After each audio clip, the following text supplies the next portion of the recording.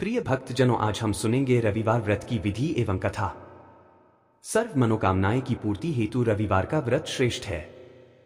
इस व्रत की विधि इस प्रकार है। प्रातः काल स्नान आदि से निवृत्त हो स्वच्छ वस्त्र धारण करें, शांतचित होकर परमात्मा का स्मरण करें। भोजन एक समय से अधिक नहीं करना चाहिए। भोजन तथा फलाहार सूर्य के प्रकाश रहते ही कर लेना उचित है। यदि निराहार रहने पर सूर्य छिप जाए तो दूसरे दिन सूर्य उदय हो जाने पर अर्घ्य देने के बाद ही भोजन करें। व्रत के अंत में व्रत कथा सुननी चाहिए। व्रत के दिन नमकीन और तेल युक्त भोजन कदापि ग्रहण ना करें। रविवार व्रत की कथा। एक बुढ़िया थी। उसका नियम था कि प्रति रविवार को सवेरे ही स्नान आदि कर घर को गोबर से लीपकर फिर भोजन तैयार करके भगवान को भोग लगाती और स्वयं भी भोजन करती थी। ऐसा व्रत करने से उसका घर अनेक प्रकार के धन धान्य से पूर्ण था।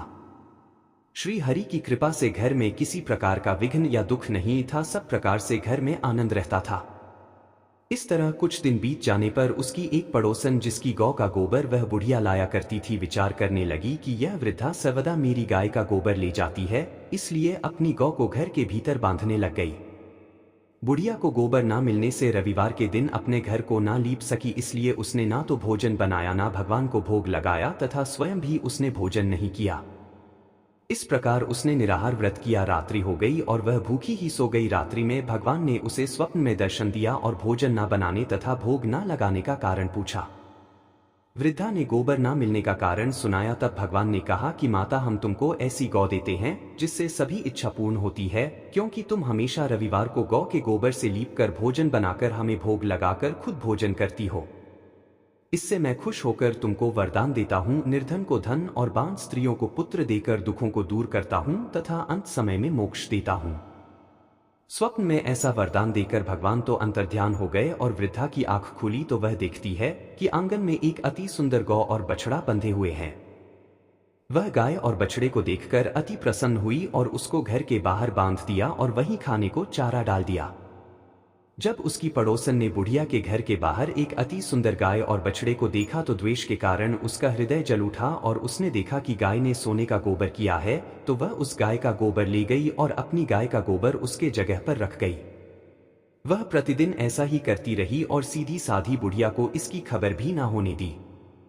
तब सर्वव्यापी ईश्वर ने सोचा कि चालाक पड़ोसन के कर्म से बुढ़िया ठगी जा रही है, तो ईश्वर ने संध्या के समय अपनी माया से बड़े जोर की आंधी चला दी। बुढ़िया ने अंधेरे के भय से अपनी गाय को भीतर बांध लिया।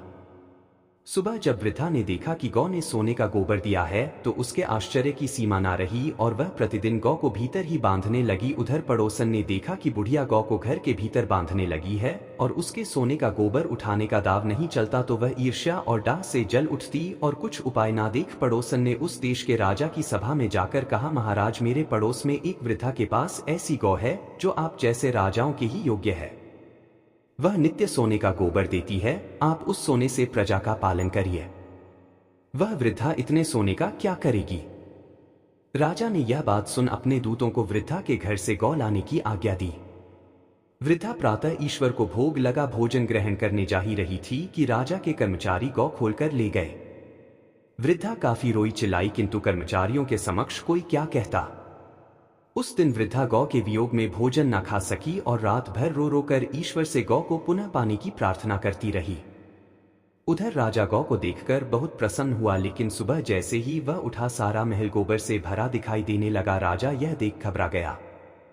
भगवान ने रात्रि में राजा को स्वप्न में कहा कि हे राजा, गाय वृद्धा को लौटाने में ही तेरा भला है। उसके रविवार के व्रत से प्रसन्न होकर मैंने उसे यह गाय दी थी। सुबह होते ही राजा ने वृद्धा को बुलवाकर बहुत से धन और सम्मान सहित गौ बछड़ा लौटा दिया। उसकी पड़ोसन को बुलाकर उचित दंड दिया। इतना करने के बाद राजा के महल से गंदगी दूर हुई। उसी दिन से राजा ने नगरवासियों को आदेश दिया कि राज्य की तथा अपनी समस्त मनोकामना की पूर्ति के लिए रविवार का व्रत करो। व्रत के करने से नगर के लोग सुखी जीवन व्यतीत करने लगे। कोई भी बीमारी तथा प्रकृति का प्रकोप उस नगर पर नहीं होता था। सारी प्रजा सुख से रहने लगी।